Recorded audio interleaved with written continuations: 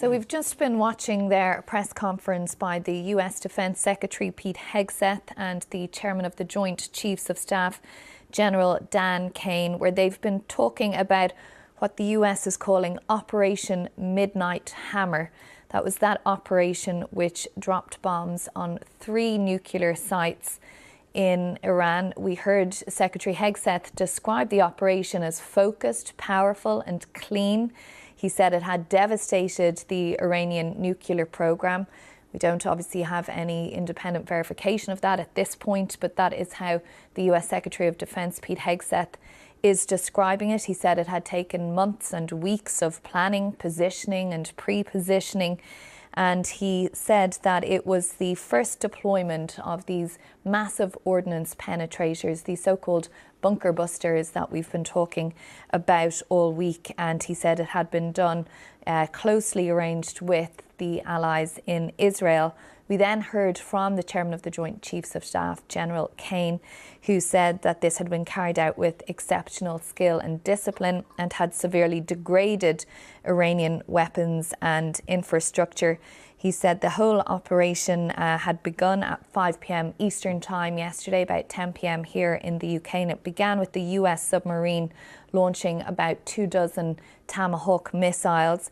He then described aircraft that had flown ahead of these big B-2 aircraft to run a deception mission, essentially to confuse the Iranian defence systems. But he also said that not a single shot had been fired and that he thought that the US strike package, as he called it, had got in and out of Iran without being detected, and that they had used 125 aircraft, 75 precision-guided missiles and 14 of these massive ordnance penetrators that we have been talking about. We'll discuss the actual logistics of that operation with our security expert, Mikey Kay, in just a moment. But for now, let's go back over to Washington, D.C. to our Chief North America correspondent, Gary O'Donoghue. Gary, a lot of praise there from the Secretary and the Joint Chiefs of Staff for the members of the military who carried it out and for the President himself. They're clearly very happy with how this operation went. They are, and they've sort of flooded the zone there with quite a lot of facts, which of course will everyone will pore over and make of what they will. The one thing I will draw out of that was that they did say twice that the battle damage assessment is ongoing, and that is something that is what you would expect, and is a little bit at odds with the President saying that there is total and complete obliteration of these facilities. How do you know at this point when you're still assessing it? They repeated that kind of rhetoric, but at the moment you'll notice that while we had a nice map of the bombers leaving the US and their direction and all that, there was no imagery, no evidence, if you like, of these assertions. So I think that the jury is very much still out on their claims about the nature of what's been achieved here. That may come in the coming days, it may not, but at the moment it's just assertion. And I think while that was happening, we're also seeing some comments from the Vice President, J.D. Vance, who's been talking to other networks, warning Iran, suggesting that this was now an opportunity, suggesting that their program had been put back by years, but also just suggesting that it had been completely destroyed. And so the messaging has begun on this, and that will carry on through the day with the Donald Trump's senior lieutenants out on all the talk shows in the coming hours. Gary, for a president who has run 3 campaigns at this stage on being the president to take America out of wars, being the peacemaker, the deal maker and so on, the detail that we heard there from the Chairman of the Joint Chiefs of Staff in particular, this sounds like it was quite a sizable operation involving submarines, various different type of aircraft, many personnel involved as well. Quite the opposite of what the President said he was going to do. Yeah, there's a lot of hardware here, including some decoys by the sound of it that flew west instead of east. 125 aircraft, I think you mentioned, 75 precision-guided bombs, all this kind of thing. I think if you're going to get involved, then the way you would want to message this is look how powerful we are, look what we can deliver, overwhelming force, not a shot fired in response to us. That is a message that may resonate with the American people who may be wondering where those promises went about ending forever wars and staying out of foreign conflicts. So if you're going to do it, you probably want to do it and make a show of it like they've done tonight, and really, in a sense, flaunt your power. And that was very much what we just saw there. And they were also asked, Gary, weren't they, about when they had notified the congressional leadership, which is the kind of par for the course procedure here, that you would alert those people in Congress who ordinarily have to pass permission perhaps for something like this. Yeah, I'll be honest with you, I missed that bit while I was doing something else, so I don't know what was said about that, but you're right, there is normally a process. My handwritten notes here, Gary, from my handwritten notes here, as I was scribbling frantically, there was a lot going on. Secretary Hegseth, I think, said, we notified the congressional leadership in the immediate aftermath of the operation once all of the American pilots were out of Iranian airspace. That sounds quite late to me in terms of what's typically done. They have this Gang of 8 group of congressional leaders in House and Senate who they typically keep in the loop on this sort of thing. And certainly some Democrats have been complaining about not being kept in the loop on this kind of thing. But bear in mind, there have been some efforts in Congress to try and force the administration to get authorization. But Donald Trump's not interested in that. He, like many American presidents in recent years, has taken more executive power to himself. He will say there's no declaration of war here, so there's no constitutional right for Congress to intervene on that. This is they're hoping a one and done situation, although he clearly left the door open last night for more attacks, which he said there were still plenty of targets left. And it would be a lot easier, he said, next time if Iran didn't choose peace over tragedy. All right. Gary O'Donoghue there in Washington, thank you very much for that. Well, let's try and translate some of that military speak now into language that mere civilians can understand. I'm joined by the Security Brief's Mikey Kay, former senior officer and assault helicopter pilot with the British military. Mikey, there was a lot of terminology there, a lot of descriptions of various branches of the military. We didn't actually see any video of what might have happened, which is slightly unusual, I suppose, in this day and age. But what's your take on the operation as it was described there? Well, I think all the posturing that we saw last week, the mass exodus of what's called KC-135, they're big air refueling tankers. There was about 21 of those that pressed east from the US. Along with fighter packages from F-35, which is a 5th generation stealth fighter, to F-22, which is probably one of the most advanced air defense fighters in the world. Only the US has got that.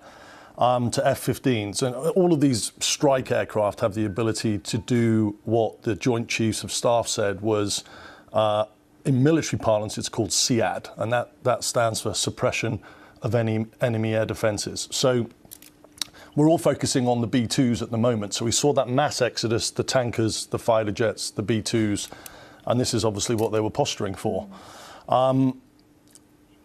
Caine mentioned as well, didn't he, the Tomahawks fired from the submarine in advance, and those aircraft flying ahead of the B-2 to kind of as a distraction, I suppose. Yeah, Pete Hegseth used the word misinformation.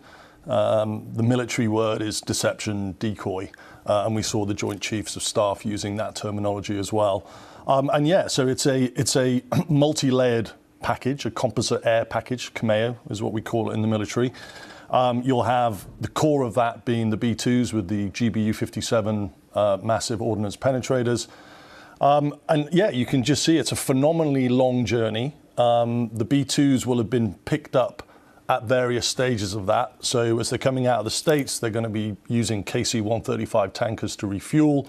As they're then coming over into Europe and into the region, that's when you'll get these additional suppression of enemy air defense fighter packages joining them, going ahead.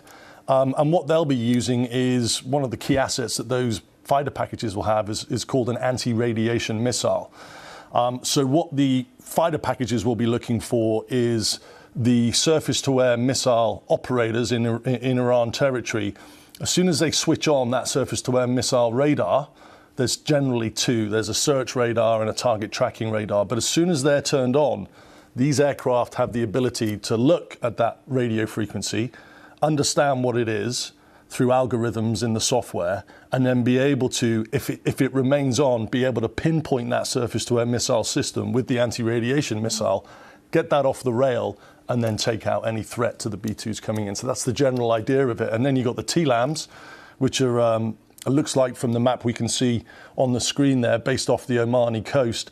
They've got a range of over 2,000 kilometers. They fly very low. They fly at about 3/4 of the speed of sound. They've got an accuracy up to about 10 meters, GPS guided with a 1,000-pound warhead. So if you then flood, more of Iranian airspace with that, that's going to be also form part of a decoy package as well. They're used not like the GBU-57, the big ones. They're used to what's called soften up targets, if you like, and just basically provide, a scatter effect. Iran's air defenses have been degraded and in some instances destroyed quite significantly. So, they're going to have problems with dealing this sort of scatter effect, and that was the whole intent of the package. And the chairman of the Joint Chiefs of Staff there, General Dan Caine, said twice, again looking at my handwritten notes here, that they're unaware of any shots having been fired. And he said particularly on the way out, no shots were fired by the Iranians. Does that strike you as unusual, that all of this would be happening in Iran and they wouldn't be trying to fire at what had caused it? Well, I think it goes back to the conversation we had a little bit earlier, which was about Trump tweeting about air superiority. Air superiority is a doctrinal word used in military parlance to suggest some form of superiority over another country's airspace. So you're minimizing any attritive effect to air operations that you want to conduct, in this case over Iran, for example. So I think the whole strategy from last week was not just by the IDF. I think the US were definitely speaking and working with the IDF, because the IDF were targeting these surface-to-air missile systems, where you did see that bomb damage assessment video, ballistic missile sites. Battle damage assessment here hasn't been completed yet. And it won't be. I mean, the Secretary, Pete Hegseth, used the word destroy. Devastated. Yeah, Trump used the word obliterated. Joint Chiefs Dan Caine was more nuanced and more realistic by saying severely degraded. You can't say you've destroyed something unless you've got an accurate bomb damage assessment of A, what you were targeting, and B, what's left of that. The way that it usually works is, as I spoke about earlier, is you have what's called this lightning pod. And it's effectively a big tube that's strapped under an aircraft that has electro-optics and infrared that's used to be able to target, track, and surveil and record, and then do surveillance on what the bomb damage assessments are. And so when targets are usually attacked, these pods are used to look at what the bomb damage assessment. Basically, they will film the bomb or the missile going in, and then they'll look at the after effects of that. But in this case, I think it was very different. The B-2 doesn't have that capability. I think this will have been a huge standoff, deep strike. I don't know what the range is of a GBU-57, but it will be that. And we're seeing, because there isn't this video footage, because these pods seemingly haven't captured any BDA, bomb damage assessment, it's going to be much harder to figure out what happened. And then we're talking about facilities underground. I mean, you physically have to have someone in there to look at what the damage has been done. And then we don't know what was in there. The Iranians are saying they've moved a lot of the enriched uranium already. So what was actually there in the first place? Has it just decanted to something else? What are the metrics of effect? And the metrics of effect in this case are going to be really hard to gauge. All right, we'll maybe learn some more later. But for now, Mikey Kay, thanks so much for joining us with all of that information. Now, as we've been hearing there, 3 key sites were hit. That's been described to us just there by the chairman of the Joint Chiefs of Staff. So let's have a closer look at them. As they've been outlining, those sites were at Fordo, Natanz and Esfahan. President Trump said the sites had been obliterated, and as we've just been discussing there, the chairman of the Joint Chiefs of Staff described them as severely degraded. Esfahan is a uranium conversion plant, whilst Natanz is an enrichment plant. And even before these US strikes, the International Atomic Energy Agency said that Natanz had already sustained severe damage. But the main site hit was Fordo. The uranium enrichment site there is situated about 60 miles, 100 kilometres or so south of the capital, Tehran, and it's in a mountainous region. It's thought to consist of two main tunnels that house centrifuges, which are used to enrich uranium, as well as a network of smaller tunnels. Now, reaching this underground installation, which is about 60 metres below ground, as we've been discussing, requires these more powerful bunker-busting bombs, which only the US has. And as we heard there from that press conference, 14 of them were used in this operation last night. The official name is the GBU-57 Massive Ordnance Penetrator, and the only planes that can carry such bombs are B-2 stealth bombers. And as we've heard there, these are the ones that were used last night. 125 US aircraft involved in this mission. Multiple B-2s were told. And as I say, 14 of those massive ordnance penetrators. Well, let's have a listen to some of what the Iranian Foreign Minister Abbas Araghchi had to say about these US strikes when he gave a news conference in Istanbul a little earlier. The Islamic Republic of Iran condemns in the strongest terms the United States' brutal military aggression against Iran's peaceful nuclear facilities. It is an outrageous, grave, and unprecedented violation of the fundamental principles of the Charter of the United Nations and international law. The warmongering and lawless administration in Washington is solely and fully responsible for the dangerous consequences and far-reaching implications of its act of aggression. The US military attack on the territorial integrity and national sovereignty of a UN member state carried out with genocidal Israeli regime, carried out in collusion with the genocidal Israeli regime, has once again revealed the extent of the United States' hostility towards the peace-seeking people of Iran, who will never compromise over their independence and sovereignty. The Islamic Republic of Iran continues to defend Iran's territory, sovereignty, security, and people by all means necessary against not just US military aggression, but also the reckless and unlawful actions of the Israeli regime.